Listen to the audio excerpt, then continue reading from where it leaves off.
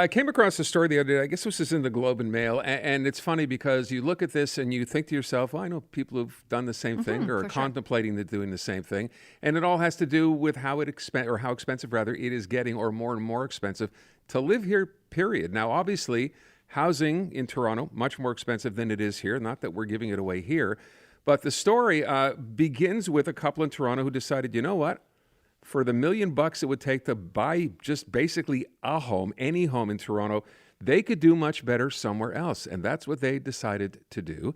Saira Peesker is a regular contributor to The Globe covering business and personal finance. She's on the line right now. Sarah, thanks for being here today.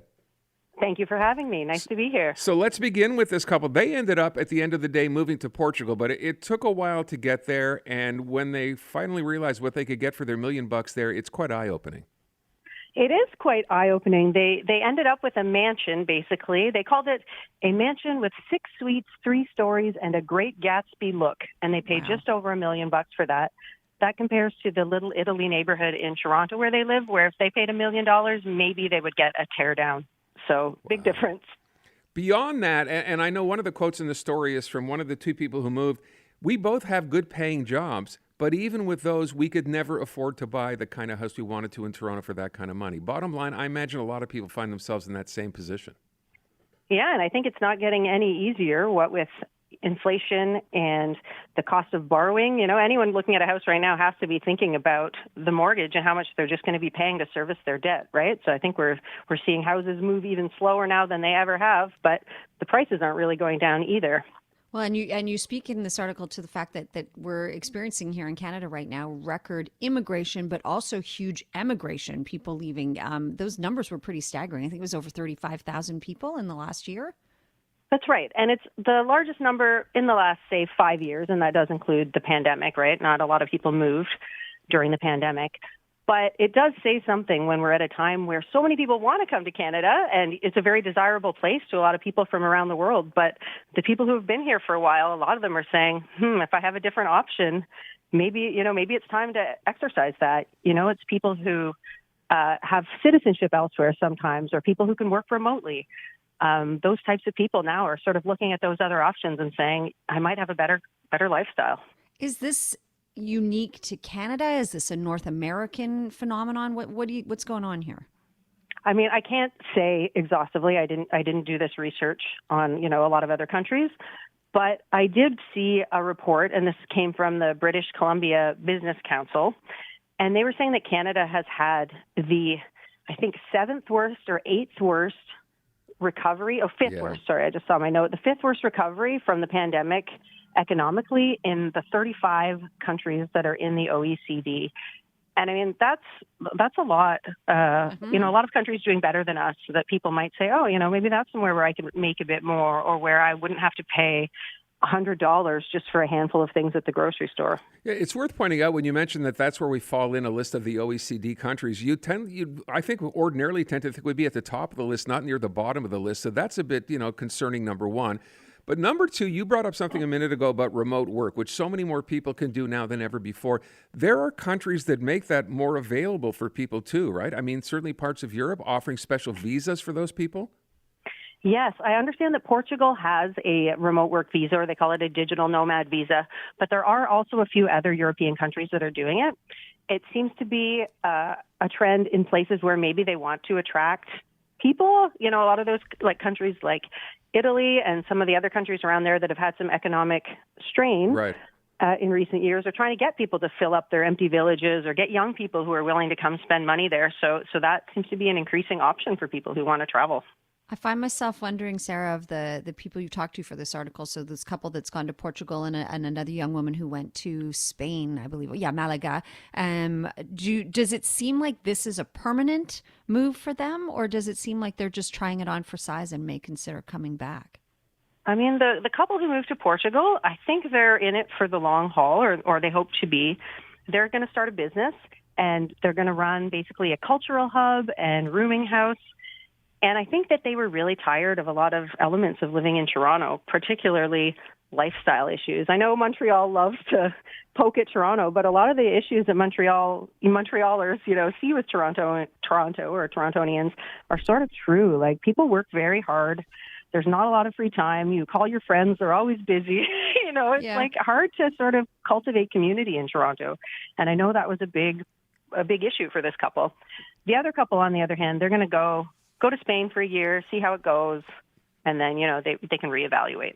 So with respect to that, so I read, and I'd never heard of this thing before, this guy on TikTok, what's he called, millennial moron, because one of the big concerns, I would imagine, if you're getting up to move somewhere across, the world, is how do you know where you're going, what's out there? You have to do a little bit of homework. What does he do?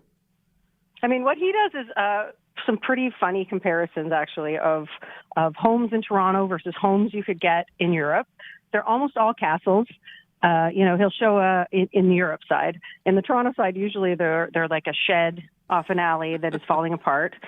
And often they cost the same thing. Wow. It's sort of sad. And if you watch enough of them, it can really wear you down, I think. It really, really shows clearly how bad the situation is for people who are trying to afford homes in Toronto. And is it mainly, are we talking urban areas, or are we talking people going from major cities like Toronto to smaller cities in European destinations? I mean, the places people are moving do seem to be a bit smaller. I know the couple who moved to Portugal said that they already felt like they'd been priced out of Lisbon. But I did hear from other people since I wrote the article. The article got something like 500 comments, which is Wow. quite a few. Yeah. And I got a lot of emails as well from people and Twitter messages and all kinds of things like that from many other people who are doing the same thing or thinking of doing the same thing. And, people are moving to all kinds of European cities. Europe and Mexico both seem to be really popular, either destinations or like dream destinations for people who are thinking about it. Did you see a comment? I mean, that's a lot of comments. Did you see any kind of a common thread in those comments? I couldn't read them all, so Oh, okay, fair enough. That's a caveat. That's quite a few. But most people seem to really be concerned with where we are in terms of cost of living. It seems like it touches everyone in some way right now. Agreed. So I just got a message as we're talking from our friend David saying, Portugal, for example, he says, and I'd not heard this before, you move to Portugal now, 10 years, no income tax if you move. No way. Had you heard there's that? a special income tax deal. I didn't hear no income tax, but I did hear you can lock in a really low rate. That's what the couple who was moving there were telling me, that they could lock in this special rate, and it was for people who are coming home. And the person who contacted you could be talking about something different. But I know for this, one of the members of the couple was from Portugal. And so this particular tax rate was trying to lure people who had left To come back. I see. Okay. Sarah, does it have you thinking anything, about a relocation perhaps? Oh my gosh. I have spent I have spent a lot of time. I don't know what that was. Yeah, we I've lost spent you a for lot a of time second. in Mexico over the years, and I know I think of it now. Because you mentioned Mexico is one of the more popular sites for Canadians to go to. How are you doing your homework, your research on this? What are you doing? Going to Mexico? Yeah, I mean, for sure. I'm definitely got another Mexican trip in the plans.